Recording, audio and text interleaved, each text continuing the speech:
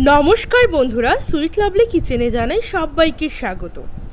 আজ আমি শেয়ার করব তোমাদের সাথে কলা পাতায় মোড়া কাতলা মাছের পাতুরি রেসিপি।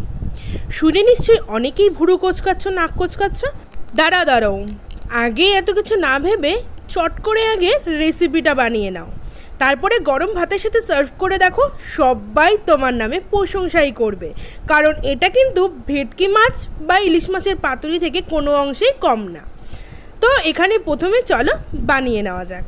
এখানে আমি কিছুটা কাজু বাদাম নিয়েছি, সাদা সর্ষে নিয়েছি, আর নিয়েছি পোস্ত, সাথে কালো সর্ষে দিয়ে জল দিয়ে আমি এটাকে 10 মিনিট ভিজিয়ে রেখে পেস্ট করে নেব একটা। এখানে কাতলা মাছ নিয়েছি, আর কাতলা মাছের নুন হলুদ মাখিয়ে রেখেছি 5 মিনিট মতো। এদিকে দেখতে পাচ্ছ আমি সেই সর্ষে, পোস্ত আর কাজু বাদামটা বেটে নিয়েছি।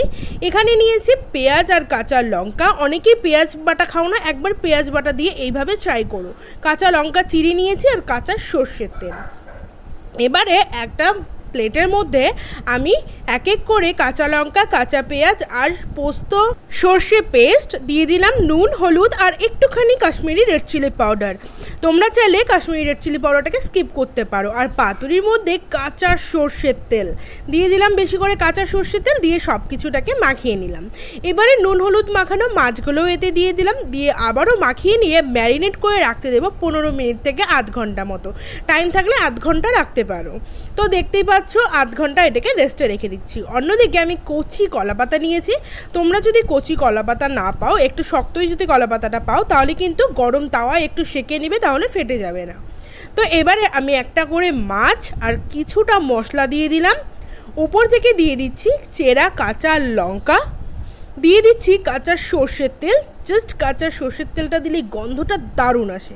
তারপর ইউজুয়ালি যেইভাবে কলাপাতাটাকে মুড়তে হয় সেইভাবেই চারপাশ থেকে কিন্তু কলাপাতাটাকে মুড়ে একটা রশি দিয়ে বেঁধে নিতে হবে। তো দেখতেই পাচ্ছ কলাপাতা দিয়ে কিন্তু মুড়ে নিচ্ছি। তো চলো এবারে রশি দিয়ে বেঁধে নেওয়ার পালা। এইভাবেই আমি সবগুলো আগে তৈরি করে নিই। চলো চট করে এক এক করে আমি কিন্তু সবগুলোই তৈরি করে নেব। তার আগে বলছি আমি কিন্তু এটাকে জলে স্টিম করেছি, তোমরা চাইলে সর্ষের তেলেও করতে পারো। তো দেখতেই পাচ্ছ পাতুরিগুলোকে কিন্তু মুড়িয়ে নেওয়া হয়ে গেছে। এবারে স্টিম করব।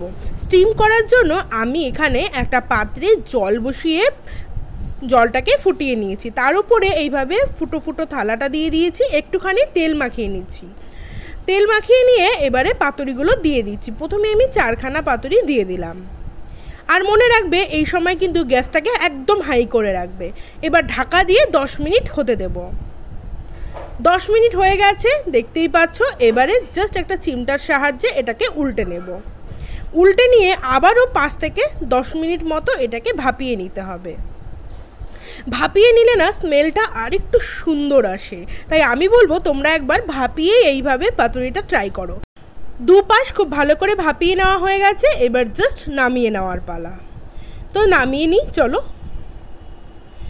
তো দেখতেই পাচ্ছ সবগুলো নামিয়ে ঠান্ডা করে নিয়েছি। এইবার তো খুলে দেখার পালা। কি তাই তো সবাই ভাবছো কি যে হলো এটা।